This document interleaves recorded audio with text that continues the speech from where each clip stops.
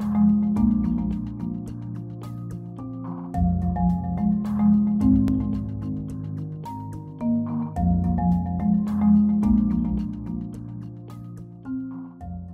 बच्चों जो हम टॉपिक स्टडी कर रहे हैं वो डॉपलर इफ़ेक्ट के बारे में है और डॉपलर ने अपना इफ़ेक्ट जो था वो 1842 में दिया है।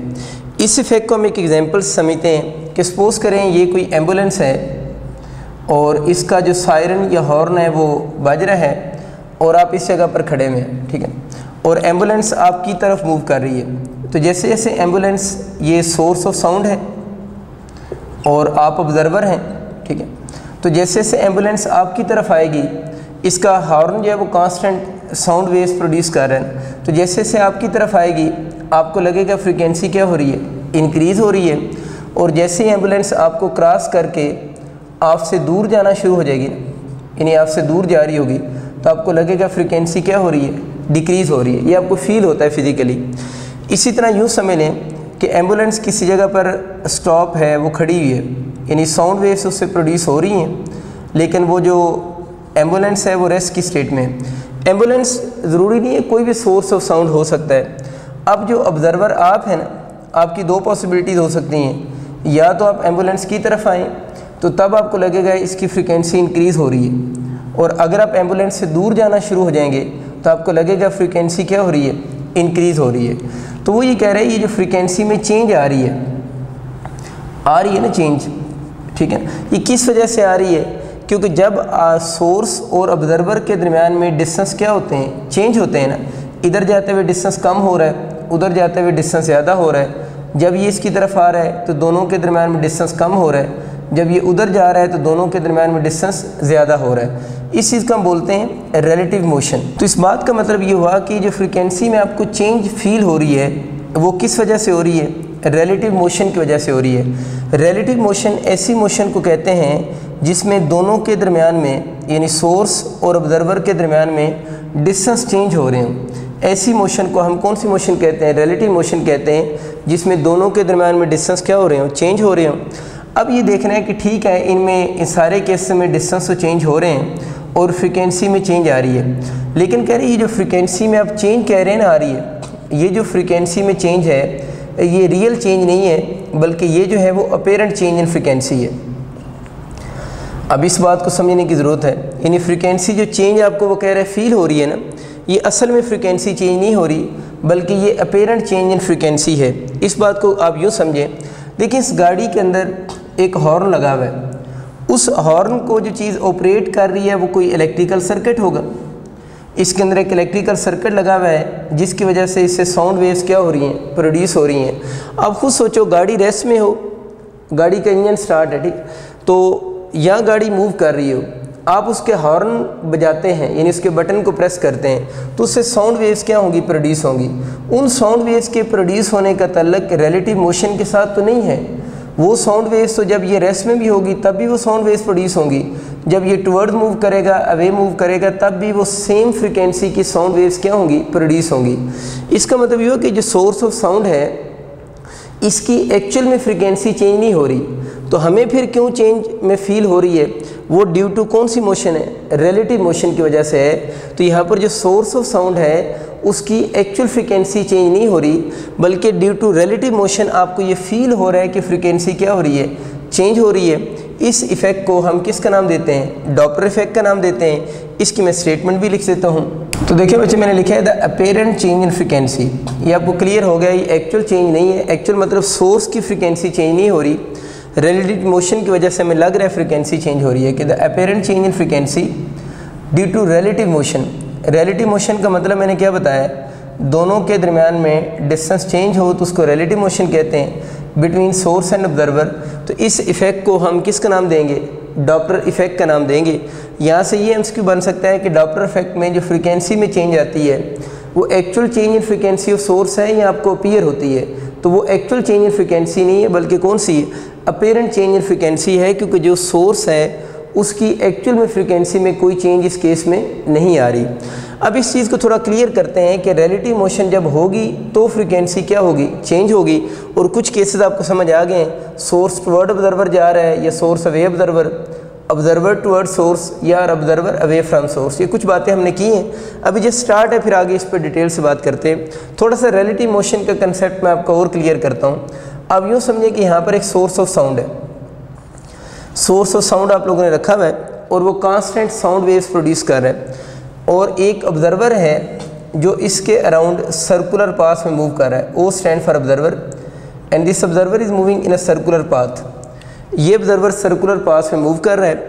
अब मुझे ये बताएं कि अगर मैं आपसे पूछूं ये ऑब्जर्वर की ए पोजीशन है, ये बी पोजीशन है, ये सी है, ये डी है, तो अब मुझे ये बताएं कि इस जब ये ऑब्जर्वर डिफरेंट पोजीशन से गुजरा है, A B C D position से, तो इनमें से मुझे ये बताएं कि किस पोजीशन पे अगर ये सर्कुलर पाथ है तो किस पोजीशन पे आपको फ्रीक्वेंसी सोर्स की ज़्यादा सुनाई देगी। ए पोजीशन पे जब ऑब्जर्वर होगा, बी पे होगा, सी पे होगा या डी पे होगा, तो आप लोगों ने बताना किस पॉइंट पे फ्रीक्वेंसी ज़्यादा सुनाई देगी। तो देखिए इस केस में मुझे ये बताएं कि क्या सोर्स और ऑब्जर्वर के दरमियान में डिस्टेंस चेंज हो रहा है। अगर इस सर्कल का रेडियस 2 मीटर है तो यहाँ पर भी सोर्स और ऑब्जर्वर का डिस्टेंस 2 मीटर हुआ, यहाँ पर भी डिस्टेंस 2 मीटर हुआ, यहाँ पर भी डिस्टेंस 2 मीटर हुआ।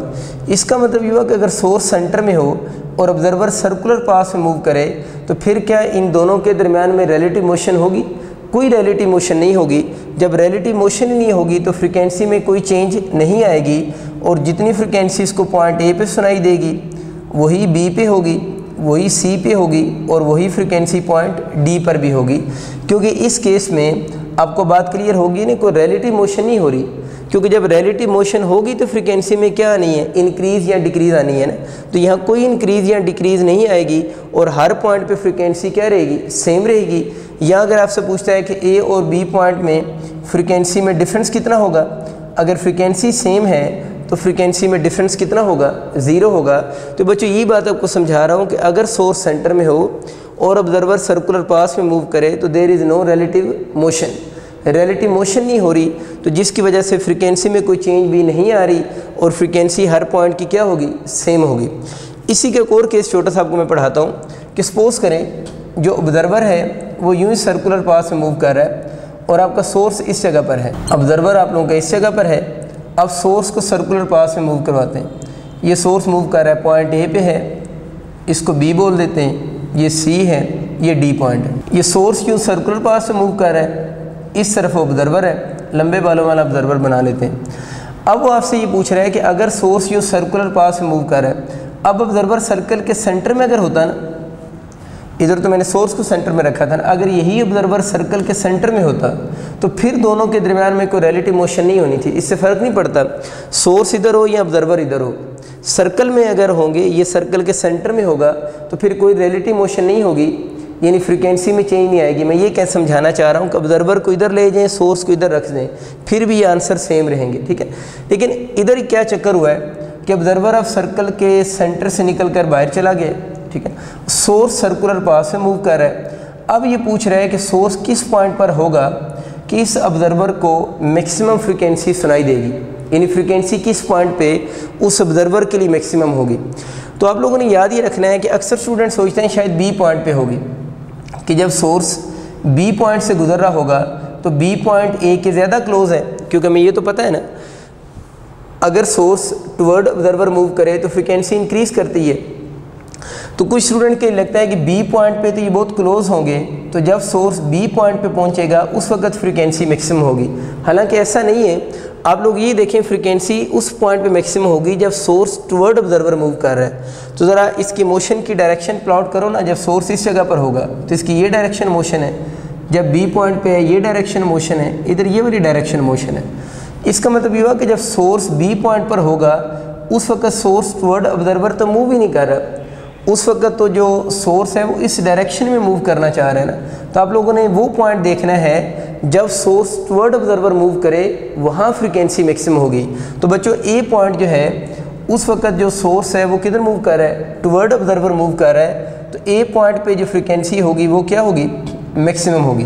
तो अगर आपके एमसीक्यू आते हैं ना इसमें किस केस में फ्रीक्वेंसी मैक्सिमम होगी, तो ए पॉइंट किधर मूव कर रहा है, टुवर्ड ऑब्जर्वर मूव कर रहा है, तो इस केस में उस ऑब्जर्वर को मैक्सिमम फ्रीक्वेंसी साउंड की सुनाई देगी। इसमें अब बी पॉइंट चूज़ नहीं करेंगे, ठीक है। हाँ, इसी सवाल में अगर आ जाता है ना मिनिमम फ्रीक्वेंसी किस पॉइंट पे उसको सुनाई देगी, तो मिनिमम फ्रीक्वेंसी के अक्सर बच्चे ऑप्शन डी चूज़ करते हैं। ऑप्शन डी की बजाय जो मोस्ट सूटेबल ऑप्शन होगा वो सी होगा। सी पॉइंट पे देखें, जो सोर्स है वो किधर मूव कर रहा है, अवे मूव कर रहा है, तो मिनिमम फ्रीक्वेंसी जो उसको सुनाई देगी वो पॉइंट किस पर होगी, सी पर होगी। तो ये थोड़ा सा आपको आइडिया हो गया। सर्कल आपको समझ आ गया, रिलेटिव मोशन की एग्जांपल नहीं है। सर्कल से लिंक एक और छोटी सी बात थी, वो हम लोगों ने स्टडी कर ली। एक और रिलेटिव मोशन की आपको एग्जांपल देता हूँ। देखिए, सपोज करें आपका यूँ एमसीक्यू आता है कि दो कार्स हैं, वो दोनों मूव कर रही हैं सेम डायरेक्शन में विद सेम वेलोसिटी। यानी दो कार्स हैं, दोनों सेम डायरेक्शन में विद सेम वेलोसिटी मूव कर रही हैं। दोनों की वेलोसिटी भी सेम है, इस कार को ए, इसको बी, यानी दोनों कार की वेलोसिटी भी सेम है और दोनों की डायरेक्शन ऑफ मोशन भी सेम है। अब मुझे ये बताएं कि इसमें अगर हम ये कहें कि कार ए का जो ड्राइवर है उसने हॉर्न बजाया है, तो कार बी के ड्राइवर को जो फ्रीक्वेंसी सुनाई देगी उसमें कुछ चेंज फील होगी उसकी या नहीं होगी। तो आप लोगों ने याद रखना है, इस केस में there is no relative motion, क्योंकि दोनों की स्पीड भी सेम है, डायरेक्शन मोशन भी सेम है। अगर कार ए के अंदर ड्राइवर जो है उसका हॉर्न बजाता है, तो वही सेम फ्रीक्वेंसी कार बी वाले ड्राइवर को भी सुनाई देगी। यानी इस केस में भी फ्रीक्वेंसी क्या रहेगी, सेम रहेगी। And there is no change in frequency, frequency में कोई भी चेंज नहीं आएगा। क्यों फ्रीक्वेंसी में चेंज नहीं आ रहा, कि दोनों के दरमियान में कोई रिलेटिव मोशन नहीं है। मतलब ये कह रहा हूँ, दो कार यूँ स्ट्रेट डायरेक्शन मूव करती जा रही हैं, कार ए के ड्राइवर ने हॉर्न बजाया और कार बी के ड्राइवर ने सुना।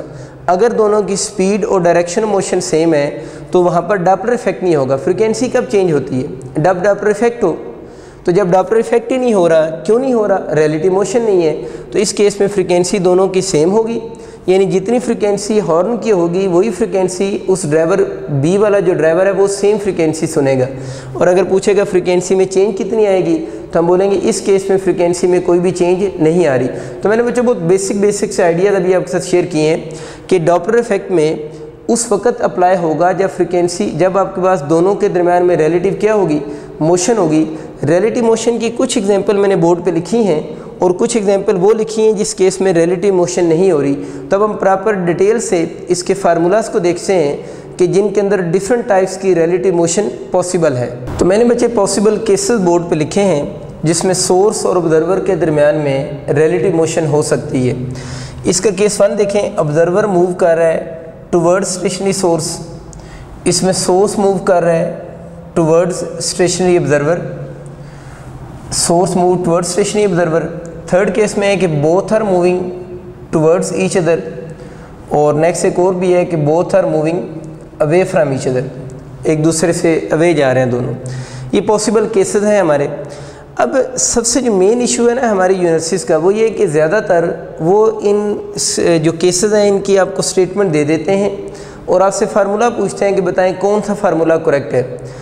फार्मूला के अलावा भी क्वेश्चन आते हैं, लेकिन अगर आपको फार्मूला पता हो, वैसे ज़्यादातर फार्मूला ही पूछते हैं, लेकिन अगर फार्मूला पता हो तो इसका क्वेश्चन अटैम्प्ट करना बहुत ईजी है। अब मसला ये कि इसके फार्मूला थोड़े ज़्यादा हैं तो वो फार्मूला फिर भूल भी जाते हैं।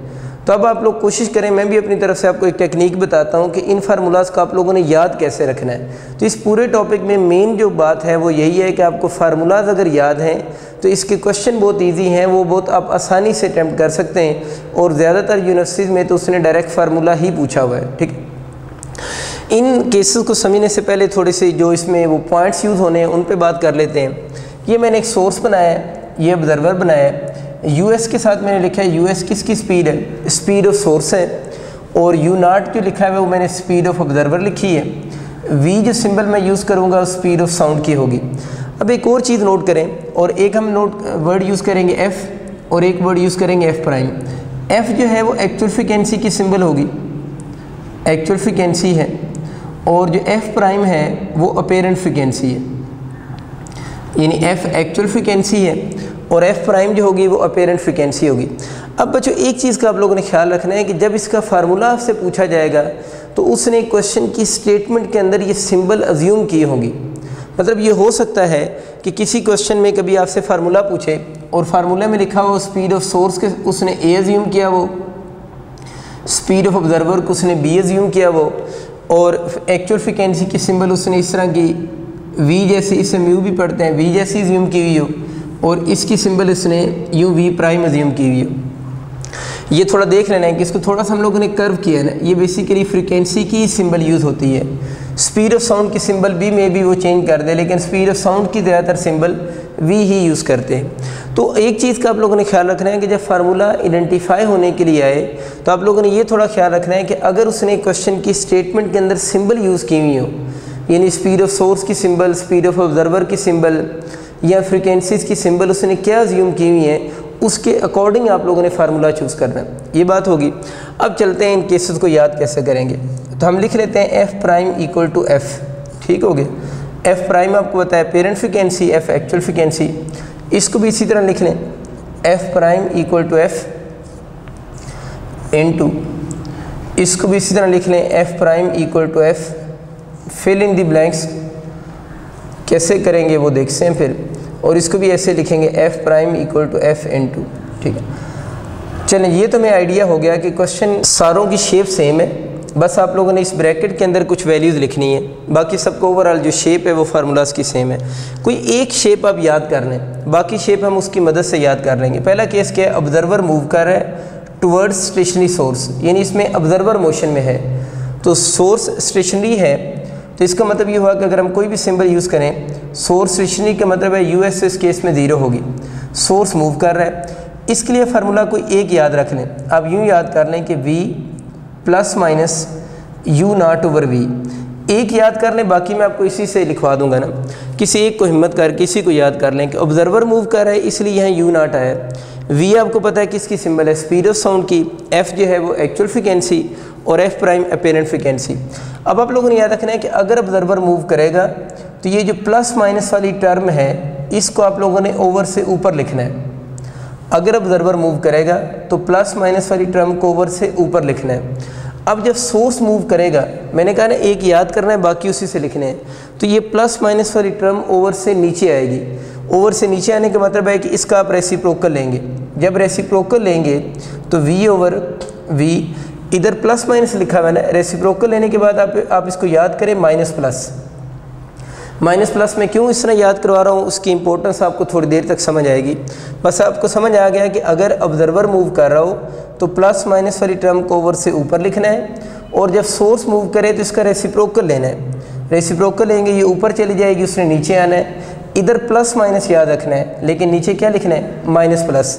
लेकिन इसमें ऑब्जर्वर जो सोर्स है वो मूव कर रहा है स्टेशनरी ऑब्जर्वर, यानी इस केस में ऑब्जर्वर की स्पीड तो 0 है, तो यहाँ पर फिर हमें ऑब्जर्वर की स्पीड तो नहीं आगे लिखनी चाहिए, यहाँ पर किसकी स्पीड लिखनी चाहिए, सोर्स की स्पीड लिखेंगे, क्योंकि इस केस में ऑब्जर्वर तो है ही किस स्टेट में, रेस्ट की स्टेट में। तो आपको ये दो फार्मूला समझ आ गए कि अगर ऑब्जर्वर मूव करेगा प्लस माइनस वाली टर्म ओवर से ऊपर आएगी, सोर्स मूव करेगा वो टर्म नीचे आएगी, ऊपर प्लस माइनस है नीचे माइनस प्लस है। बस इसी को अपने माइंड में रिवाइज करें जिस तरह मैं बोल रहा हूँ। ऑब्जर्वर मूव करे ऊपर प्लस माइनस, सोर्स मूव करे नीचे माइनस प्लस। बाकी यू नॉट और यू एस आप मिक्स नहीं करेंगे, वो आपको समझ आ जाएगा कि जब सोर्स मूव कर रहा है तो यू एस आएगा, जब ऑब्जर्वर मूव कर रहा है तो फिर यू नॉट आएगा। अब मसला ये कि प्लस माइनस का क्या चक्कर है, असल में जब ऑब्जर्वर मूव करता है ना टुवर्ड्स स्टेशनरी सोर्स, तो ऑब्जर्वर दो तरह से मूव कर सकता है ना। पहला केस ये हो सकता है कि सपोज करें ये ऑब्जर्वर है और ये आप लोगों का सोर्स है, ठीक है।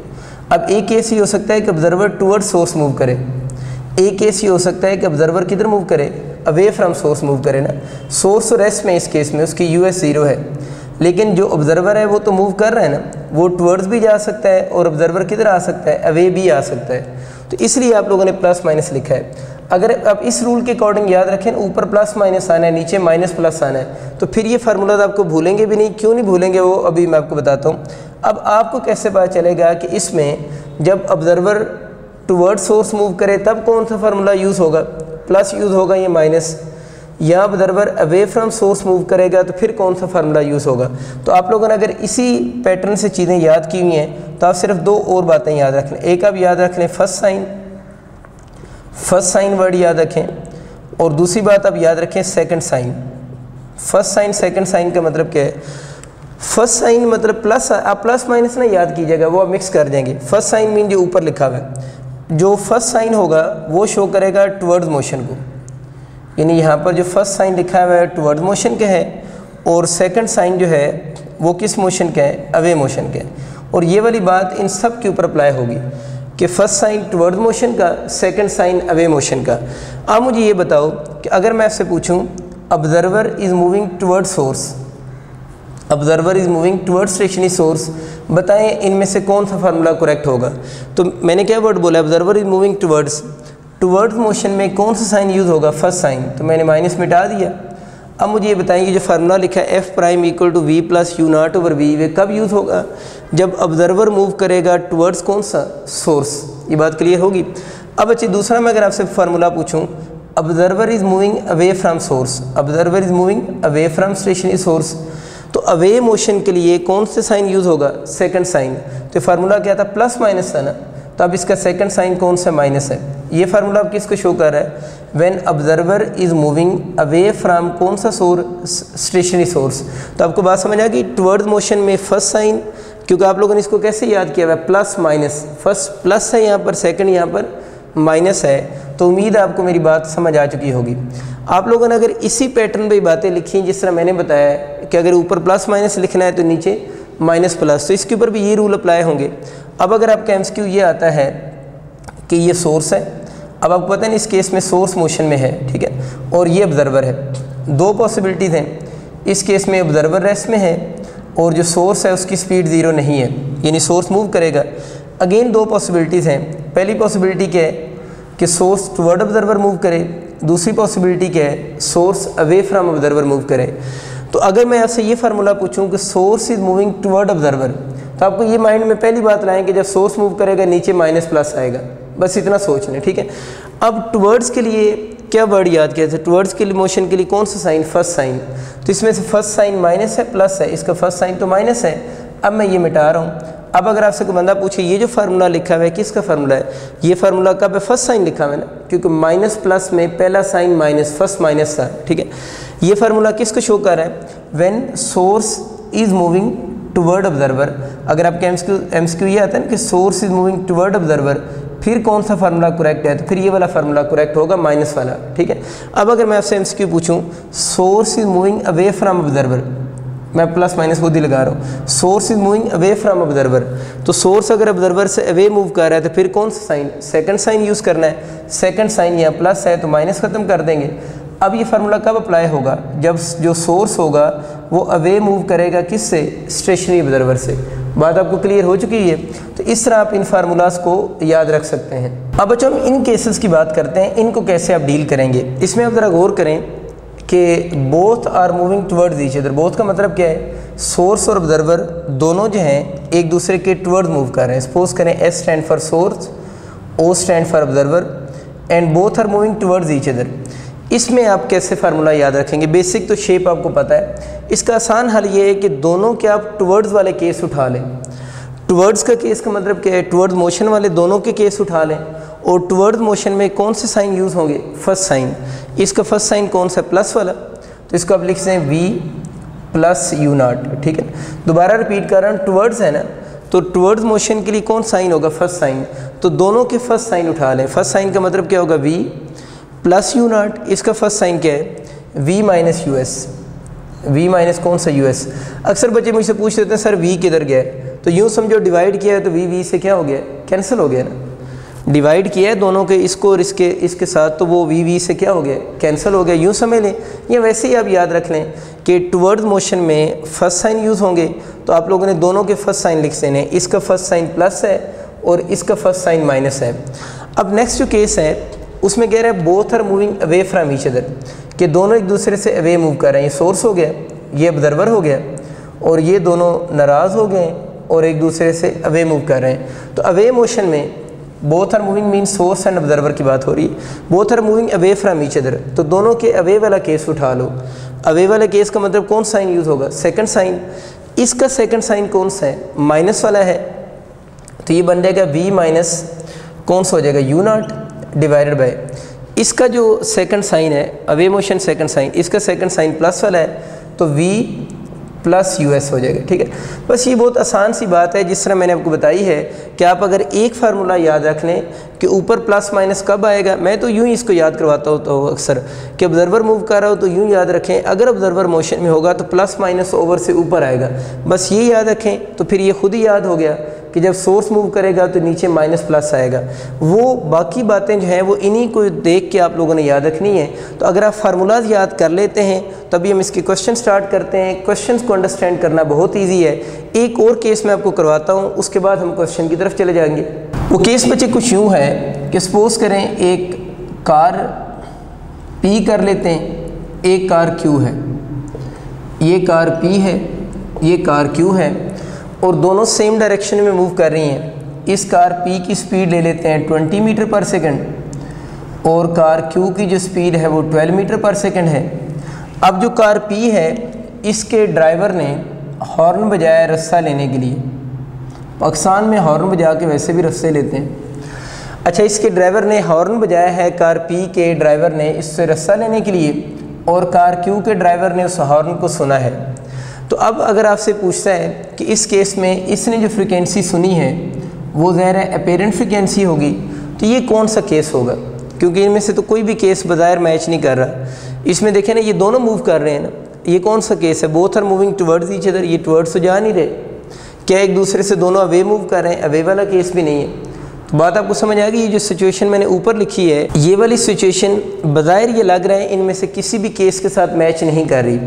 अब इसमें ये देखें स्पीड ज़्यादा किसकी है? सोर्स। देखिए ना, सोर्स कौन सा होता है? जिसने हॉर्न बजाया है, जिसने साउंड वेव्स प्रोड्यूस की हैं वो सोर्स है।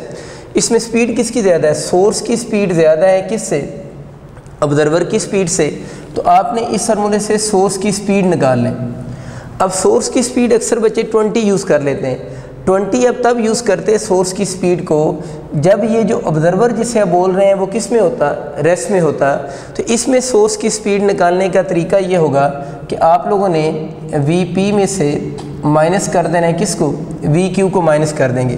तो Vp कितना आ रहा है? 20 माइनस 12। तो सोर्स की स्पीड कितनी आ जाएगी? 8 मीटर पर सेकंड। तो मैंने आपको बताया कि इस तरह की अगर सिचुएशन आएगी तो इसमें सोर्स की स्पीड हम कैसे निकालेंगे?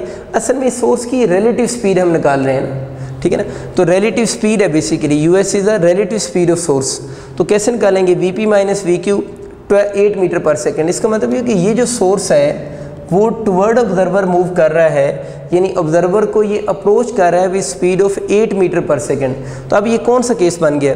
ये वो केस बन गया जिसमें जो सोर्स है वो मूव कर रहा है, सोर्स मूव कर रहा है, आप यूँ कह सकते हैं towards stationary listener. Source move towards stationary listener. और अगर आप इसमें सोर्स की स्पीड कितनी यूज़ करेंगे? 8 मीटर पर सेकंड यूज़ करेंगे। तो ये वो केस बन जाएगा जब सोर्स मूव करेगा टुवर्ड्स कौन सा? Stationary listener. तो बात आपको समझ आ गई कि इस सिचुएशन में आप लोगों ने सोर्स की रिलेटिव स्पीड निकालनी है। अब इसका मतलब कि सोर्स की स्पीड अगर आप 8 मीटर पर सेकंड यूज़ करेंगे तो ये कौन सा केस बनेगा? Source is moving towards stationary listener with the speed of 8 metre per second. तो इधर ही आ जाएगा। सोर्स किधर मूव कर रहा है? अब टुवर्ड्स मूव कर रहा है। टुवर्ड्स मोशन में कौन सा साइन? फर्स्ट साइन लगेगा। तो इसका मतलब ये कि अब हम इस क्वेश्चन को, ये वाला जो क्वेश्चन है इसको इस फार्मूले से सॉल्व करेंगे। F prime equal to F V/V minus US। US की जगह क्या यूज़ करेंगे? 8 मीटर पर सेकंड यूज़ करेंगे। US की जगह 20 मीटर पर सेकंड यूज़ नहीं करेंगे। बात आपको मेरी समझ आ रही है। V जो है वो स्पीड ऑफ साउंड वेव है। स्पीड ऑफ साउंड वेव वैसे क्वेश्चन में गिवन होती है, लेकिन अगर क्वेश्चन में speed of sound wave given ना हो तो हम कितनी यूज़ करते हैं? 340 मीटर पर सेकंड खुद से यूज़ करते हैं। यानी स्पीड ऑफ साउंड अगर क्वेश्चन में ना गिवन हो तो खुद से यूज़ करनी हो तो 340 यूज़ करते हैं। अगर आपसे इस सवाल में वो F प्राइम पूछता है तो ज़रूरी है क्वेश्चन में आपको F गिवन हो। F कौन सी फ्रिक्वेंसी होगी? एक्चुअल फ्रिक्वेंसी होगी। अब जो एक चीज़ आप लोगों ने याद रखनी है कि डॉपलर इफेक्ट जो है वो सिर्फ साउंड वेव्स के लिए वैलिड नहीं है, डॉपलर इफेक्ट लाइट वेव्स के लिए वैलिड भी है। तो अगर डॉपलर इफेक्ट को हम लाइट वेव्स के लिए अप्लाई करना चाहें तो फिर इन सारे फार्मूलाज में आप लोगों ने V को किस से रिप्लेस कर देना है? C से। V किसकी स्पीड थी? साउंड की स्पीड थी। और C किसकी स्पीड होगी? स्पीड ऑफ लाइट होगी। तो बस ये चीज़ आप लोगों ने याद रखना है कि डॉपलर इफेक्ट जो है वो साउंड और लाइट दोनों के लिए वैलिड है। अगर क्वेश्चन कभी लाइट के आ जाए, वैसे लाइट के क्वेश्चन बहुत रेयर आते हैं, ठीक है। तो आप लोगों ने इन्हीं सारे फार्मूलाज में जो स्पीड ऑफ साउंड की लिखा हुआ है ना, जहाँ पर वी आपको लिखा हुआ नज़र आ रहा है, ये वी, ये जो स्पीड ऑफ साउंड है, उस वी को आप लोगों ने किससे रिप्लेस कर देना है, सी से जब रिप्लेस कर देंगे तो वही सारे क्वेश्चन जो सोर्स ऑफ साउंड था वो कन्वर्ट हो जाएंगे सोर्स ऑफ किस में, लाइट में कन्वर्ट हो जाएंगे। तो बस ये थोड़ी सी चीज़ आप लोगों ने याद रखनी है कि वी को सी से कब रिप्लेस करेंगे, जब आपका सोर्स जो है वो साउंड की बजाय सोर्स किस चीज़ का हो जाएगा, लाइट का सोर्स हो जाएगा। तो मैं नहीं लिख रहा, आप लोग इन सारे फार्मूलाज को माइंड में रख लीजिएगा। लाइट का अगर क्वेश्चन आ जाए तो वी को किससे प्लेस कर देना है, सी से। बाकी यू एस या यू नॉट पे तो कोई फ़र्क नहीं पड़ेगा, क्योंकि वो तो सोर्स की स्पीड होगी ना। ये दो डिफरेंट बातें हैं। देखिए ना, एक एम्बुलेंस है, एम्बुलेंस चलती हुई जा रही है, एम्बुलेंस ने जो साउंड प्रोड्यूस की है ना, उसकी स्पीड डिफरेंट होगी एज़ कम्पेयर टू एम्बुलेंस की अपनी स्पीड से, ठीक है ना। इसी तरह सोर्स ऑफ लाइट है, सोर्स की अपनी स्पीड है, लेकिन जो लाइट प्रोड्यूस कर रहा है उसकी अपनी स्पीड होगी। तो इसके लिए ये याद रखना है कि वी जो और सी जो है वो सोर्स की स्पीड नहीं है, बल्कि उसके अंदर साउंड और लाइट की स्पीड्स हैं। साउंड जो सोर्स की स्पीड होगी उसको हम यूएस से शो करेंगे, या जो भी टॉपिक में सिंबल गिवन होगी किसी एमसीक्यू में उससे उसको डिनोट करेंगे। अब बच्चों, अगर आपके एमसीक्यू आ जाता है ना कि डॉपलर इफेक्ट वैलिड किसके लिए है ना, वैलिड का मतलब अगर आपसे पूछे किन वेव्स के लिए वैलिड है ना, तो अभी मैं आपको समझा रहा था कि फार्मूला में लाइट भी लिखी जा सकती है। तो हम कह सकते हैं डॉपलर इफेक्ट जो है वो वैलिड है साउंड वेव्स के लिए भी, एंड लाइट वेव्स अगर आ जाए तो आप लोगों ने याद रखना इसका ऑप्शन बोथ होगा ना, यानी दोनों के लिए वैलिड है। Doppler effect is valid for sound waves as well as for light waves. हमारी बुक में वैसे डिस्कशन ज़्यादातर साउंड की है, लेकिन लाइट वेव्स के लिए भी डॉपलर इफेक्ट वैलिड होता है। अब इनके रिप्लेसमेंट वर्ड की बात करते हैं। साउंड वेव्स जो होती हैं वो कौन सी वेव्स हैं, मैकेनिकल वेव्स हैं। ये रिप्लेसमेंट वर्ड कम यूज़ होते हैं, वैसे मैं लिख देता हूँ। तो अगर साउंड लफ्ज़ ना लिखा हो तो इसकी जगह मैकेनिकल वेव्स भी हो सकता है। लाइट वेव्स आपको पता है इलेक्ट्रोमैग्नेटिक वेव्स हैं, तो ये इनके रिप्लेसमेंट वर्ड्स हैं। तो अगर आपसे पूछे कि साउंड और लाइट ऑप्शन में ना हो, मैकेनिकल और इलेक्ट्रोमैग्नेटिक हो, तो फिर भी आपको बोथ चूज़ करना पड़ेगा। अब जो साउंड वेव्स होती हैं ये सारी मैकेनिकल तो साउंड नहीं होती ना, साउंड वेव्स जो होती हैं उनको हम लॉन्गिट्यूडनल वेव्स भी कहते हैं, लॉन्गिट्यूडनल वेव्स। तो ये फर्दर रिप्लेसमेंट वर्ड्स हैं। और जो लाइट वेव्स हैं उनको हम ट्रांसवर्स वेव्स भी कहते हैं, क्योंकि ये ट्रांसवर्स होती हैं, ये ट्रांसवर्स वेव्स होंगी। ये बच्चे अब इसको ये ना कंसेप्ट बना लें कि जो सारी मैकेनिकल वेव्स जो होंगी उनके लिए डॉपलर इफेक्ट अप्लाई होगा। मैकेनिकल वेव्स में साउंड जो वेव्स हैं इनके ऊपर डॉपलर इफेक्ट क्या होगा, अप्लाई होगा। लेकिन ये क्योंकि रिप्लेसमेंट वर्ड्स हैं इसलिए मैंने लिख दी हैं। वैसे आपके यूनिवर्सिटी में आने के यही चांस है साउंड एंड लाइट का पेयर बनेगा। अगर साउंड और लाइट का पेयर नहीं होगा तो फिर इन दो का पेयर भी बन सकता है। अगर इन दो का पेयर नहीं होगा तो फिर इन दो का पेयर भी बन सकता है। तो ये पेयर की फॉर्म में एमसीक्यू आता है। तो समटाइम एक्चुअल वर्ड्स की बजाय उनके रिप्लेसमेंट वर्ड्स गिवन होते हैं, तो हम उनके फिर रिप्लेसमेंट वर्ड चूज़ कर लेंगे। लेकिन मैंने बात आपको क्लियर कर दी है, ये ना सोचें कि सारी मैकेनिकल वेव्स, जिस तरह रोप के अंदर मैकेनिकल वेव्स प्रोड्यूस होती हैं, अब रोप के अंदर जो मैकेनिकल वेव्स प्रोड्यूस होती हैं they are by nature transverse होती हैं। तो मैंने तो इस मैकेनिकल के नीचे लॉन्गिट्यूडनल लिखा हुआ है। तो मैं मैकेनिक ये नहीं कह रहा कि मैकेनिकल सारी लॉन्गिट्यूडनल होती हैं, हम तो सिर्फ साउंड की बात कर रहे हैं कि साउंड जो है वो क्या है, मैकेनिकल वेव की टाइप में आती है। और साउंड कौन सी मैकेनिकल वेव है, जो लॉन्गिट्यूडनल वेव्स है। ये बात समझ आ गई ना। इसको यूँ समझिए, लाइट वेव्स जो होती हैं वो इलेक्ट्रोमैग्नेटिक होती हैं, और इलेक्ट्रोमैग्नेटिक वेव्स जो लाइट की वेव्स हैं वो क्या होती हैं, ट्रांसवर्स भी होती हैं। इसको यूँ सोचें, इसको यूँ ना सोचें कि मैकेनिकल वेव्स लॉन्गिट्यूडनल ही होती हैं, मैकेनिकल वेव ट्रांसवर्स नहीं हो सकती। तो मैकेनिकल की कुछ टाइप लॉन्गिट्यूडनल हैं और मैकेनिकल की कुछ टाइप्स ट्रांसवर्स भी हैं। तो इस बात के मीनिंग डिफरेंट है। ये सिर्फ इसी के रिप्लेसमेंट वर्ड लिखे हुए हैं, इसके रिप्लेसमेंट वर्ड्स हैं, इसके रिप्लेसमेंट वर्ड्स हैं, ठीक है। अब मैकेनिकल वेव्स क्या हैं, इलेक्ट्रोमैग्नेटिक वेव्स क्या हैं, ट्रांसवर्स क्या हैं, लॉन्गिट्यूडनल क्या हैं, उस पर मेरी 2 वीडियोस होंगी 1 आवर की, तो आपको डिटेल से वेव्स की क्लासिफिकेशन समझ आ जाएगी, ठीक है। अच्छा, अब हम आगे अपने कुछ एमसीक्यू की तरफ चलते हैं। जो अभी आप लोगों ने फार्मूलाज पढ़े हैं उनके अब हम एमसीक्यू देखेंगे। ये बच्चों मैंने एमसीक्यू लिख दी है, बहुत कॉमन एमसीक्यू है। Calculate the ratio of apparent frequency to the actual frequency, ठीक है। रेशियो बतानी है अपेरेंट की एक्चुअल फ्रिक्वेंसी के साथ। कब बतानी है, when source is moving towards. तो जैसे ही अब ये बात पढ़े ना, when source is moving towards, तो मैंने आपको क्या बताया, जब सोर्स मूव कर रहा हो तो आपके माइंड में ये तो आपको फार्मूला पता नहीं, शेप तो उसकी यही रहेगी ना कि जब सोर्स मूव करे तो मैंने क्या बताया था, माइनस प्लस नीचे आएगा। तो आप लिख लें, सोर्स मूव करे तो नीचे क्या आएगा, माइनस प्लस, ये फार्मूला है। अच्छा, अब मसला ये कि सोर्स तो मूव कर रहा है, अब किधर मूव कर रहा है, टुवर्ड्स। टुवर्ड्स में क्या याद करवाया था, फर्स्ट साइन। तो माइनस प्लस में फर्स्ट साइन कौन सा होगा, माइनस, फार्मूला गैस हो गया। और मूव कर रहा है, is moving towards stationary observer, ठीक है। स्टेशनरी ऑब्जर्वर के लिए मैंने फार्मूला भी लिखा है, with the speed of v/4। वैसे हमारे जितने भी क्वेश्चन आते हैं उनमें ऑब्जर्वर की स्पीड या सोर्स की speed in terms of speed of sound given होती है। तो यहाँ पर जो सोर्स की स्पीड है वो आपको कितनी गिवन है, v/4 गिवन है। तो ज़्यादातर जो सवाल आते हैं उसमें सोर्स या ऑब्जर्वर की स्पीड इन टर्म्स ऑफ क्या गिवन होती है, स्पीड ऑफ साउंड गिवन होती है। ये बात आप लोगों ने माइंड में रखनी है। अब अगर इनको मैं ऊपर वाले फार्मूला में पुट कर दूं, हमसे तो ये पूछ रहे हैं ना एफ प्राइम ओवर एफ बताएं, ये ratio of apparent frequency to the actual frequency. इसको इधर लें, वी को वी रहने दें, ओवर वी माइनस v/4 हो जाएगा। इसका अब नीचे एलसीएम ले लें। अगर आप एलसीएम लेके इसको सॉल्व करेंगे तो v ओवर इसका एलसीएम कितना बन रहा है, 4v माइनस v/4। ये 4 सेकंड ओवर से नीचे है, ऊपर चला जाएगा, ये ऊपर जाकर जनाब 4v इंटू 3v। तो आपके पास ये जो 4v से क्या हो जाएगा, कैंसिल हो जाएगा।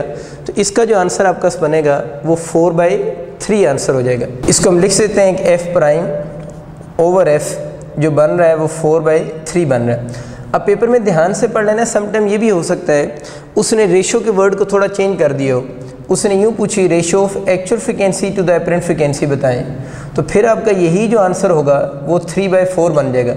आपको शुरू से चेंज करने की ज़रूरत को नहीं, बस लास्ट स्टेप में आके ऑप्शन को चूज़ करने से पहले एक दफ़ा ध्यान से देख लें, apparent frequency to the actual frequency है या actual frequency to the apparent frequency. इसमें तो अपेरेंट टू द एक्चुअल है, तो इस केस में तो आपका आंसर 4/3 ही रहेगा। तो आपको बात समझ आ गई कि आपको जब क्वेश्चन आएंगे, ऑब्जर्वर मूव करे, सोर्स मूव करे, उनकी जो स्पीड होगी वो किस फॉर्म में गिवन होगी, in the form of speed of sound given होगी। क्लियर होगी बात। इसके एक और क्वेश्चन देखते हैं। सपोज करें इसी क्वेश्चन को मैं आगे ले जाता हूँ, वो आपसे कहते हैं इसी सवाल में आप अपेरेंट फ्रिक्वेंसी बताएं, यानी ये सारी स्टेटमेंट है और आपसे कहते हैं अपेरेंट फ्रिक्वेंसी बताएं if actual frequency of sound जो है वो सपोज कर लेते हैं आपको 300 हर्ट्ज़ गिवन है। यानी यही सेम क्वेश्चन है आपसे, सेम क्वेश्चन क्या है, यूँ क्वेश्चन है ना कि source is moving toward stationary observer with the speed v/4, find its apparent frequency if actual frequency of sound wave is 300 hertz. कि साउंड वेव की एक्चुअल फ्रिक्वेंसी 300 हर्ट्ज़ है। तो बहुत आसान, इसी में एक स्टेप अप और करेंगे। एफ प्राइम इधर ही रहा, इस एफ को उधर ले जाएं तो उधर जाकर क्या हो जाएगा, 4/3f हो जाएगा। इसमें अगर हम बच्चे वैल्यूज पुट करें तो 4/3 इंटू एफ कौन सी फ्रिक्वेंसी है, एक्चुअल फ्रिक्वेंसी, इसको 300 लिख सें, ये 300 इससे कैंसिल हो गया तो 100 आ गया, 100 को 4 से करेंगे तो कितना हो जाएगा, 400 हर्ट्ज़ हो जाएगा। तो अब बच्चे इसमें 2-3 चीज़ें आप सीखें। एक तो आपके रेशियो के क्वेश्चन आएंगे, एक अभी मैंने आपको क्वेश्चन करवाया कि जिसमें आपसे अपेरेंट फ्रिक्वेंसी पूछी हुई थी और आपको एक्चुअल फ्रिक्वेंसी क्वेश्चन में गिवन थी। ये भी तो हो सकता था ना आपसे इसी सेम क्वेश्चन में वो आपसे पूछता कि आप एक्चुअल फ्रिक्वेंसी बताएं, एक्चुअल फ्रिक्वेंसी आपसे पूछ लेता और आपको क्वेश्चन में अपेरेंट फ्रिक्वेंसी गिवन होती तो फिर भी कोई इशू नहीं था। इन दोनों में से जो चीज़ अननोन होगी उसको आप इसी साइड पे रहने देंगे, यानी आप लोग उसको सब्जेक्ट बना लेंगे ना, जिस तरह मैंने एफ प्राइम को सब्जेक्ट बनाया। तो अगर क्वेश्चन में आपसे एफ प्राइम गिवन होती तो फिर आप एफ को सब्जेक्ट बनाते, एफ उसी साइड पे रहता, ये इधर 4/3 है, इधर आकर क्या हो जाता, 3/4 हो जाता। तो ये इसके 3 पॉसिबल वेज हैं क्वेश्चन आने के। पहला वे क्या है, रेशियो के क्वेश्चन। दूसरा क्वेश्चन किस चीज़ का है, एपरेंट फ्रिक्वेंसी आपसे पूछ ले। तीसरा क्या है, आपसे एक्चुअल फ्रिक्वेंसी पूछ ले। और एक ही पॉइंट आपको बताया कि जब भी रेशियो पूछे तो ये ध्यान से देख लें ऑप्शन चूज़ करने से पहले कि एपरेंट फ्रिक्वेंसी ओवर एक्चुअल पूछी हुई है या एक्चुअल ओवर क्या पूछी हुई है, एपरेंट फ्रिक्वेंसी की वो बात कर रहा है। अब बच्चों हम डिस्कस करते हैं डॉपलर शिफ्ट क्या है ना। डॉपलर शिफ्ट के बारे में हम ये कहते हैं कि जब आपका सोर्स मूव करता है ना, यानी सोर्स जब भी मूव करेगा, टुवर्ड ऑब्जर्वर मूव करे या source away from observer move करे, तो सोर्स की मोशन की वजह से वेवलेंथ में चेंज आती है। That change in wavelength is called Doppler shift. तो मैं इसको लिख लेता हूँ। तो मेरे बच्चे लिखे the change in wavelength due to motion of source, यानी ये जो वेवलेंथ में चेंज आ रही है इसके लिए रिलेटिव मोशन नहीं लफ्ज़ लिखा हुआ, इसमें वर्ड क्या है, मोशन ऑफ सोर्स की वजह से आएगी। जब सोर्स मूव करेगा तो वेवलेंथ में चेंज आएगी। डॉपलर शिफ्ट को हम डेल्टा लैम्डा से डिनोट करते हैं और इसका जो फार्मूला होता है वो US/F होता है।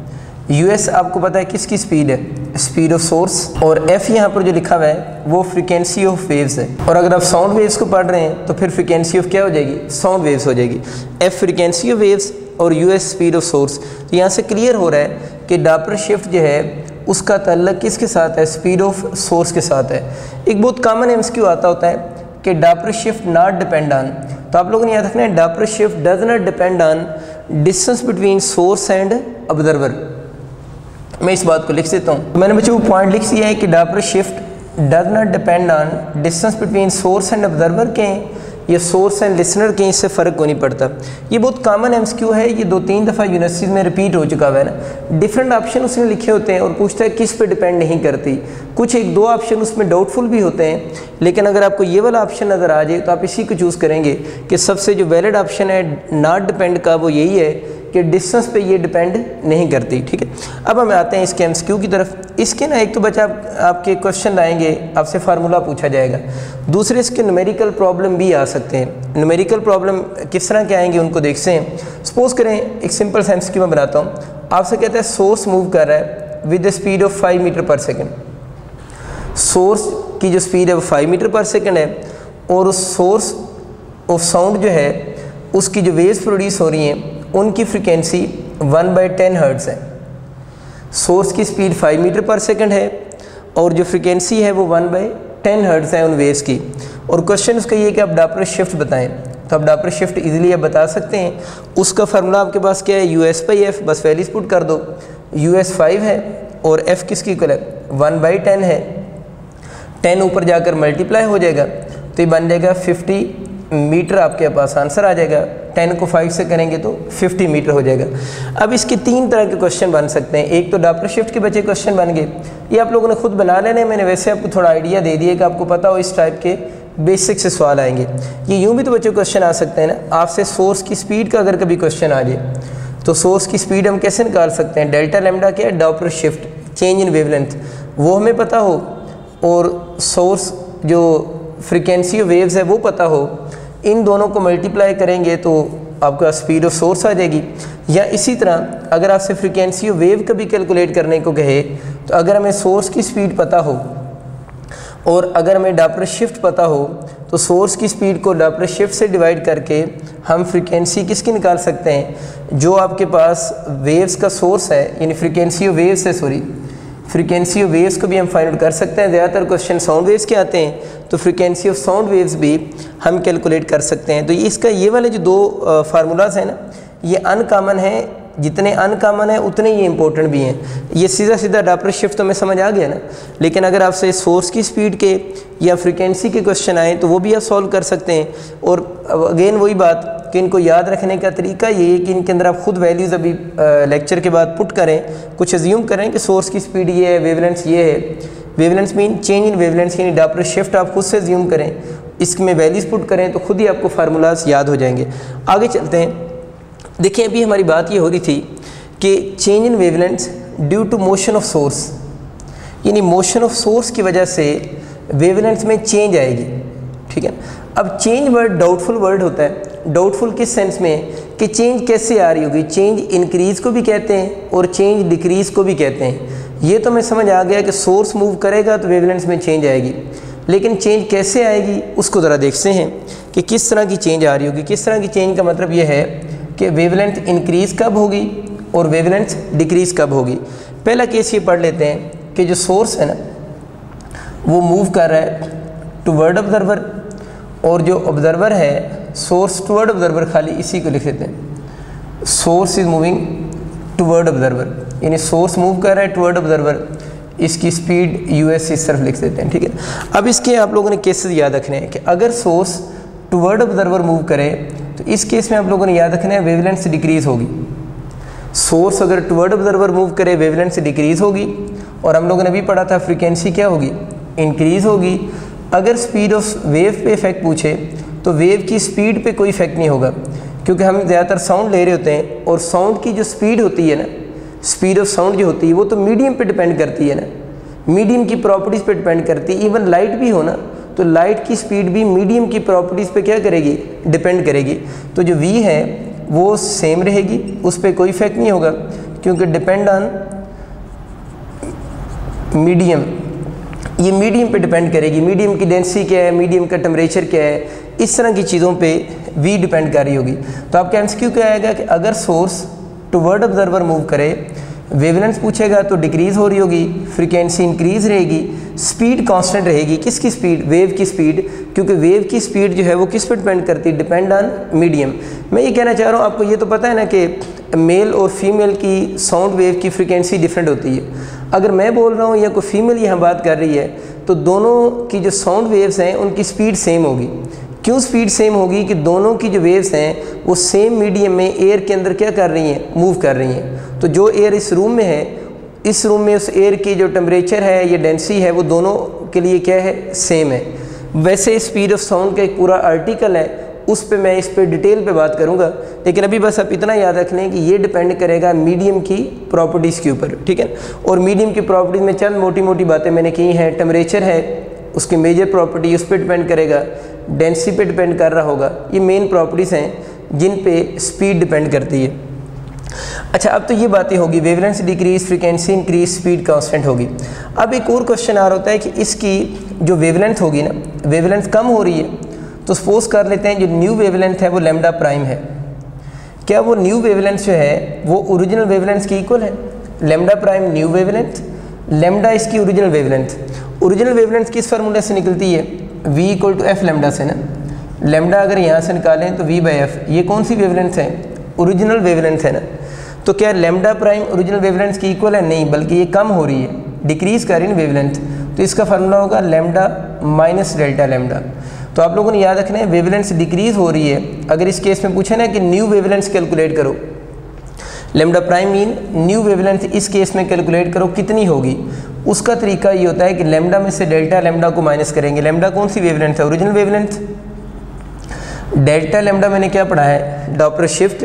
अगर आपको ये दोनों चीज़ें गिवन हो तो आप उस न्यू वेवलेंथ को ईजिली कैलकुलेट कर सकते हैं। न्यूमेरिकल प्रॉब्लम के लिए ये फार्मूला भी याद रखना है।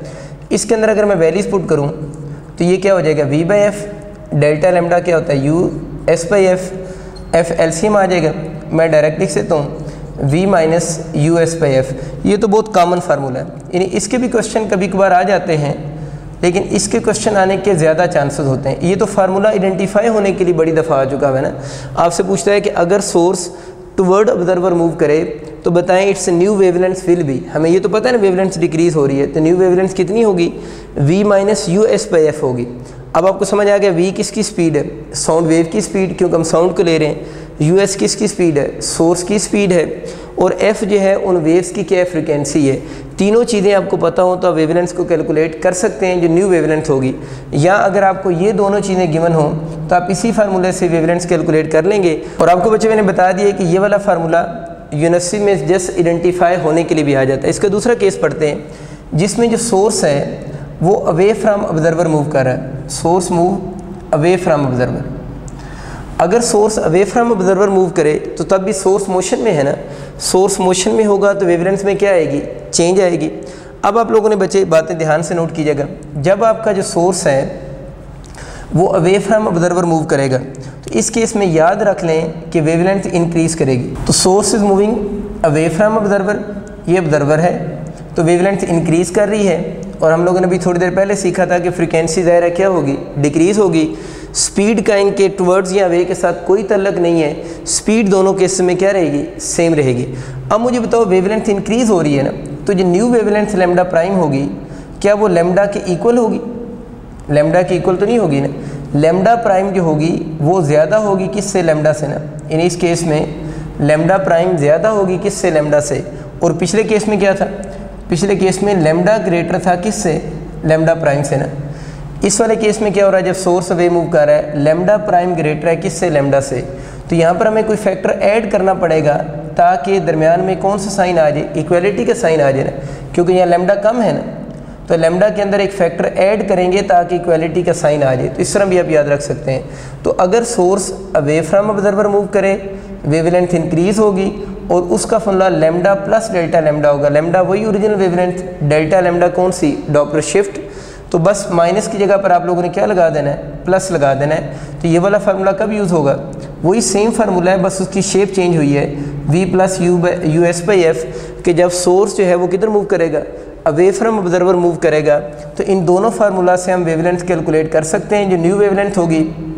और अगेन वही बात कि नीचे वाला फार्मूला इंपॉर्टेंट है न्यूमेरिकल प्रॉब्लम्स के लिए भी, और ये वाला फार्मूला आपका आइडेंटिफाई होने के लिए भी आ सकता है कि करेक्ट फार्मूला बताएं जब सोर्स किधर मूव करेगा, अवे फ्रॉम ऑब्जर्वर मूव करेगा। इन दोनों केसेस में सोर्स मोशन में था और ऑब्जर्वर को आप लोगों ने किस में एज्यूम किया हुआ था, रेस्ट में। सोर्स मूव कर रहा है लेकिन ऑब्जर्वर किस में है, रेस्ट में। अब वो केस पढ़ते हैं जिसमें सोर्स रेस्ट में हो लेकिन ऑब्जर्वर मूव करे, source rest and observer move. तो मैंने लिखा है source rest and observer move. इसके भी दो केसेस फिर बनेंगे। दो केसेस कैसे बनेंगे कि सोर्स जो है वो रेस्ट में है यानी यूएस 0 है। एक केस ये बनेगा कि ऑब्जर्वर जो है वो किधर मूव कर रहा है, टुवर्ड सोर्स मूव कर रहा है। दूसरा केस वही, सोर्स अगेन रेस्ट में है, उसकी स्पीड 0 है और जो ऑब्जर्वर है वो अवे फ्रॉम सोर्स मूव कर रहा है। एक में टुवर्ड्स मूव कर रहा है, एक में अवे मूव कर रहा है। एक चीज़ तो क्लियर करो ना, डॉपलर शिफ्ट का जो फार्मूला था, डॉपलर शिफ्ट क्या था, यूएस बाई एफ था ना। तो डॉपलर शिफ्ट कब प्रोड्यूस होती है, जब सोर्स मूव करता है। ये जब भी हम केस पढ़ रहे हैं जिसमें सोर्स रेस्ट में और ऑब्जर्वर मूव कर रहा है, पहले तो डॉपलर शिफ्ट चेक कर लेते हैं इस केस में कितनी होगी। तो यूएस की जगह पर 0 बाय एफ इक्वल टू 0 नहीं आ जाएगा। इसका मतलब ये हुआ कि ऑब्जर्वर अगर मूव करे और सोर्स रेस्ट में हो, ऑब्जर्वर जिधर मर्जी मूव करे, टुवर्ड सोर्स मूव करे या observer away from source move करे, इन दोनों केसेस में जो डॉपलर शिफ्ट होगी यानी वेवलेंथ में जो चेंज होगी वो आपकी किसकी कहलाएगी, 0 की कहलाएगी। आपको क्लियर हो गया वेवलेंथ में चेंज क्यों 0 आ रही, क्योंकि वेवलेंथ में चेंज सोर्स की स्पीड की वजह से आती है ना। अगर सोर्स ही रेस्ट में आ गया है तो फिर वेवलेंथ में जो चेंज होगी उसने बच्चों किसकी इक्वल हो जाना है, 0 की इक्वल हो जाना है। अगर वेवलेंथ में कोई चेंज नहीं आ रही, इसका मतलब ये है कि इस केस में अगर वेवलेंथ पूछेगा तो वेवलेंथ इस केस में कितनी क्या होगी, कांस्टेंट होगी। वेवलेंथ कांस्टेंट का मतलब ये है कि वेवलेंथ अगर कैलकुलेट करने के न्यूमेरिकल आ जाएँ तो उसका फार्मूला फिर क्या होगा, v बाई एफ ही होगा। ओरिजिनल वेवलेंथ होगी ना ये वाली, v बाई एफ। तो इन दोनों केस में जब सोर्स रेस्ट में ऑब्जर्वर मूव कर रहा है तो वेवलेंथ कांस्टेंट होगी। अगर कहता है कैलकुलेट करके दें वेवलेंथ तो उसका फार्मूला v बाई एफ होगा। याद से इस बात सुन लें कि अगर वेवलेंथ पूछेगा तो वो कैलकुलेट हो सकती है, लेकिन अगर डेल्टा लैम्डा यानी चेंज इन वेवलेंथ पूछेगा तो वो क्या होगी, 0 होगी। वो क्यों 0 होगी वो मैंने ऊपर आपको समझा दी है। फिर अगली बात ये आ जाती है कि स्पीड पे क्या इफेक्ट होगा। मैंने आपको बताया था कि स्पीड का ताल्लुक ऑब्जर्वर और सोर्स की मोशन के साथ नहीं है। इसका स्पीड जो होती है वेव की उसका ताल्लुक मीडियम की प्रॉपर्टीज़ के साथ है। तो यहाँ पर भी स्पीड कांस्टेंट होगी, तो यहाँ पर भी स्पीड क्या होगी, कांस्टेंट होगी। अब देखना ये कि यहाँ पर वेवलेंथ तो चेंज हो नहीं रही, स्पीड भी आपके पास जो है वो क्या है, कांस्टेंट है। तो क्या फ्रीक्वेंसी में कोई चेंज आ रही होगी या फ्रीक्वेंसी में चेंज नहीं आ रही होगी, वो आप ज़रा देख लें। फ्रीक्वेंसी का एक फार्मूला आप लोगों ने पढ़ा हुआ है, फ्रीक्वेंसी इक्वल होती है number of waves per unit time. ये आप लोगों ने एक फार्मूला पढ़ा हुआ है कि number of waves per unit time. असल में होता ये है कि जब जो ऑब्जर्वर है वो टुवर्ड सोर्स मूव कर रहा होता है ना, आप इस बात को यूँ समझें कि ये वेव्स प्रोड्यूस कर रहा है, ये वेव प्रोड्यूस हो रही हैं। अब जब ऑब्जर्वर जो है वो खुद टुवर्ड सोर्स मूव करेगा तो जितना वो फास्ट टुवर्ड सोर्स मूव करेगा तो नंबर ऑफ़ वेव्स जो उसके इधर कानों में इंटर हो रही हैं जो वो रिसीव कर रहा है, नंबर ऑफ़ वेव्स जो वो रिसीव कर रहा है पर यूनिट टाइम, मुझे बताएं वो कम हो जाएंगी, ज़्यादा हो जाएंगी? ज़्यादा हो जाएंगी नहीं, क्योंकि सोर्स से वेव्स निकल रही हैं, ऑब्जर्वर जो है इसकी तरफ आ रहा है। तो जितनी वो observer number of wave receive कर रहा है पर यूनिट टाइम के अंदर, वो कम होंगी ज़्यादा होंगी? वो ज़्यादा होंगी, क्योंकि वो वेव्स की तरफ जा रहा है ना। जितना तेज़ मूव करेगा उतनी ज़्यादा वेव वो क्या करेगा, रिसीव करेगा। इसका मतलब क्या हुआ कि अगर सोर्स रेस्ट में हो और ऑब्जर्वर किधर मूव करे, टुवर्ड सोर्स मूव करे, तो उस केस के अंदर फ्रीक्वेंसी क्या करेगी, इंक्रीज़ करेगी। और फ्रीक्वेंसी इंक्रीज़ का कंसेप्ट आपको समझ आ गया ना कि अगर ऑब्जर्वर टुवर्ड सोर्स मूव करेगा तो इस केस के अंदर इन दोनों के दरम्यान में जो डिस्टेंस होता है ना, इन्हें वेव फ्रंट्स बोलते हैं ना। वेव फ्रंट्स के दरम्यान में डिस्टेंस लैम्डा होता है। यहाँ वेव्स श्रिंक नहीं हो रही, वेवलेंथ बिल्कुल कांस्टेंट है। स्पीड भी चेंज नहीं हो रही, किसकी, वेव्स की, ठीक है। लेकिन फिर फ्रीक्वेंसी क्यों ज़्यादा हो रही है वो आपको समझ आ चुका होगा कि ये वाला ऑब्जर्वर जब इधर जाएगा, यूँ समझिए ये आगे से वेव्स आ रही हैं, अगर मैं रुका हूँ तो मेरे पास वेव्स आ रही हैं, अगर मैं चलना शुरू हो जाऊँ तो मैं ज़्यादा वेव रिसीव करूँगा ना। जब मैं ज़्यादा वेव रिसीव करूँगा तो उस केस में फ्रीक्वेंसी क्या करेगी, इंक्रीज़ करेगी। ऐसे ही है जिस तरह पेडिस्टल फ़ैन लगा हुआ है, आप खड़े में आपको हवा लग रही है, हवा आप तक आ रही है, अब उसी पेडिस्टल फ़ैन की तरफ आप चलना शुरू हो जाए तो आपको ज़्यादा हवा लगती है। बात समझ कि जब आपको ज़्यादा हवा लगती है इसका मतलब है कि you are receiving more waves, आप ज़्यादा वेव क्या कर रहे हो, रिसीव कर रहे हो। जब खड़े हो कम हवा उधर से लग रही है, ठीक है, लेस वेव्स आ रही हैं। जब आप जा रहे हो तो आपको ज़्यादा हवा लग रही है, mean you are receiving more number of waves. बिल्कुल वैसे ही है यहाँ पर भी कि जब आप उसके टुवर्ड्स जाएंगे वेवलेंथ चेंज नहीं हो रही, इनके दरम्यान में डिस्टेंस चेंज नहीं हो रहा, लेकिन फ्रिक्वेंसी इंक्रीज़ करेगी। उम्मीद आप समझ चुके होंगे। इसी तरह वो पंखा लगा हुआ है पेडिस्टल फ़ैन, आप खड़े में आपको हवा लग रही, अब आप उससे यूँ दूर जाना शुरू हो जाए तो आपको हवा जो लग रही है वो कम हो जाएगी, ज़्यादा कम हो जाएगी ना, mean you are receiving less number of waves. मैं वैसे पेडिस्टल फ़ैन की जो हवा है उसको वेव्स बोल रहा हूँ जस्ट आपको आइडिया देने के लिए, ठीक है। तो बिल्कुल वैसे होता है, ऐसे ही है। अगर आप दूर जा रहे हैं तो आपको हवा कम लग रही है तो आप इमेजिन कर सकते हो कि you are receiving less number of waves. तो इस केस में जब आप अवे जा रहे हैं तो आपको उसकी हवा कम होती जा रही है दूर जाने से, तो आप लेस वेव रिसीव कर रहे हैं। Less wave receive per unit time का मतलब क्या होगा, इस केस में फ्रीक्वेंसी क्या करेगी, डिक्रीज़ करेगी। इस कंसेप्ट का अब आपको क्लियर हो चुका होगा। अक्सर बच्चे सोचते हैं वी चेंज नहीं हो रहा, लैम्डा चेंज नहीं हो रहा तो एफ़ को कांस्टेंट होना चाहिए। मैंने अपनी तरफ से आपको समझा दिया है फ्रीक्वेंसी में या किस सेंस में चेंज आ रही है। उम्मीद आपको ये कंसेप्ट सही क्लियर हो चुका होगा। अक्सर बच्चों से जल्दी में यही गलती होती है कि जब भी वो सुनते हैं ना कि टुवर्ड्स का वर्ड सुनते हैं तो उनको लगता है कि टुवर्ड्स मोशन में वेवलेंथ इंक्रीज़ करेगी। तो देखिए टुवर्ड्स मोशन में वेवलेंथ कब इंक्रीज़ करेगी, जब कौन मूव करेगा, सोर्स मूव करेगा। अगर ऑब्जर्वर टुवर्ड्स मूव करे या ऑब्जर्वर मूव करे तो बता दिया वेवलेंथ क्या रहेगी, कांस्टेंट रहेगी, और वेवलेंथ में जो चेंज होगी वो किसकी इक्वल होगी, ज़ीरो की इक्वल होगी। बच्चों मैंने आपके लिए एक डायग्राम बनाई है। इस डायग्राम में आपको ये जो सर्कल से शो हो रहे हैं ये सारे वेव फ्रंट्स हैं ना। वैसे आपको पता है कि अगर ये सोर्स हो ना तो इसके वेव फ्रंट्स यूँ बनते हैं, और कोई से टू कन्वेक्टिव वेव फ्रंट्स के दरम्यान में डिस्टेंस लैम्डा होता है, यानी कोई से भी टू कन्वेक्टिव वेव फ्रंट्स में डिस्टेंस लैम्डा होगा। ये तो तब है कि जब सोर्स रेस्ट में है और इसके इस तरह के वेव फ्रंट प्रोड्यूस होंगे जिनमें डिस्टेंस लैम्डा रहेगा। ये डायग्राम मैंने बनाई है, आपके एमसीक्यू यूँ आएंगे, आपको डायग्राम गिवन होगी और आपसे ये पूछ सकता है बताएं ये सोर्स किस पॉइंट के टुवर्ड्स मूव कर रहा है और ये सोर्स किस पॉइंट के अवे मूव कर रहा है। हमें ये पता है कि सोर्स जिस पॉइंट के टुवर्ड्स मूव करेगा ना, सोर्स, ठीक है, ऑब्जर्वर नहीं, सोर्स जिस पॉइंट के टुवर्ड्स मूव करेगा उधर वेवलेंथ डिक्रीज़ होगी, और जिस पॉइंट से सोर्स किधर मूव करेगा, अवे मूव करेगा, वहाँ पर वेवलेंथ इंक्रीज़ होनी चाहिए। तो मैंने क्या बताया कि इन दोनों के दरम्यान में डिस्टेंस लैम्डा है। तो बी वाली साइड पे देखें ये लैम्डा क्या हो रहा है, इंक्रीज़ नहीं हो रहा। लैम्डा इंक्रीज़ होने का मतलब ये है कि जिस साइड से लैम्डा इंक्रीज़ हो रहा है सोर्स उस साइड से किधर मूव कर रहा है, अवे मूव कर रहा है, और जिस तरफ लैम्डा डिक्रीज़ हो रहा है उधर सोर्स किधर मूव कर रहा है, टुवर्ड्स। तो बहुत आसान होगी बात। तो आप इस डायग्राम से क्या गेस करेंगे, सोर्स किसके टुवर्ड्स मूव कर रहा है, सोर्स ए के किधर मूव कर रहा है, टुवर्ड्स मूव कर रहा है, और बी से किधर मूव कर रहा है, अवे मूव कर रहा है। तो आपको क्लियर होगी बात। वो इसी तरह आप लोगों ने देखा कि इन कन्वेक्टिव वेव फ्रंट्स के दरम्यान में डिस्टेंस लैम्डा है। इस तरफ से देखा जाए तो वेवलेंथ इंक्रीज़ हो रही है बी वाली साइड से, तो इसका मतलब कि बी से सोर्स वेवलेंथ इंक्रीज़ का मतलब सोर्स किधर मूव कर रहा है, अवे। इधर जो है वेवलेंथ क्या हो रही है, डिक्रीज़ हो रही है। वेवलेंथ डिक्रीज़ का मतलब है कि सोर्स उस जिस तरफ वेवलेंथ डिक्रीज़ हो रही है सोर्स उसके किधर मूव कर रहा है, टुवर्ड्स मूव कर रहा है। यही इस तरह के बेसिक्स एमसीक्यू आ जाते हैं। अब अगर कोई डायग्राम बनी हुई आ जाए तो उस डायग्राम का वेव फ्रंट्स का पैटर्न देखकर भी आप गेस कर सकते हैं कि जिधर वेव्स श्रिंक हो रही होंगी, क्लोज हो रही होंगी, उधर टुवर्ड्स मोशन होगी, और जिधर से वेव दूर जा रही होंगी, एक्सपेंड हो रही होंगी, वहाँ से सोर्स की कौन सी मोशन होगी, अवे मोशन होगी। आपने गौर किया होगा जब ये मैंने डायग्राम बनाई है तो देखिए मैंने वेव्स को श्रिंक नहीं किया।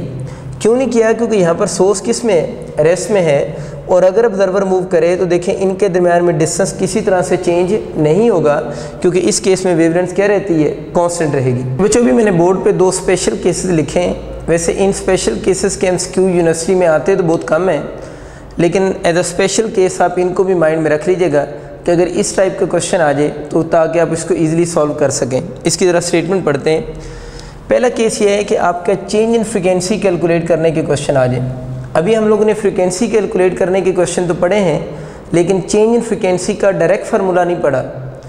आप दो डिफरेंट फार्मूलाज को यूज़ करके तो चेंज इन फ्रीक्वेंसी बना सकते हैं। जिस तरह अभी हम लोगों ने जो क्वेश्चन किया था उसमें सोर्स टुवर्ड्स भी जा रहा था और अवे भी जा रहा था। ऑब्जर्वर जो था वो रेस्ट में था, सोर्स टुवर्ड भी जा रहा था और अवे भी जा रहा था, और हम लोगों ने फ्रीक्वेंसीज कैलकुलेट की थी। ठीक है, अपेरेंट फ्रीक्वेंसीज हम लोगों ने कैलकुलेट की थी।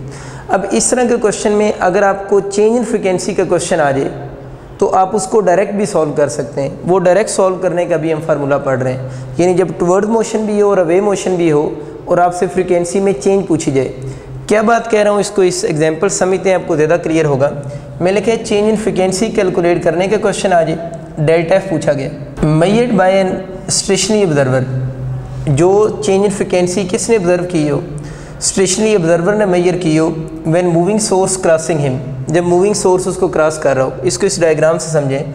ये देखिए, ये ऑब्जर्वर है, ये रेस्ट में है और एक सोर्स इसको क्रॉस कर रहा है। पहले इसको अप्रोच कर रहा है, फिर इससे अवे जा रहा है। तो ये जो ऑब्जर्वर या लिसनर रेस्ट में है, इसने जो फ्रीक्वेंसी में चेंज फील की हो ना, जब इसको ये टुवर्ड मोशन हो रही हो या और साथ में कौन सी हो रही है, अवे मोशन, तो टुवर्ड मोशन और अवे मोशन के दौरान जो फ्रीक्वेंसी में क्या आई है, चेंज आई है, उसको मेजर करने के लिए हम ये वाला फार्मूला यूज़ करेंगे।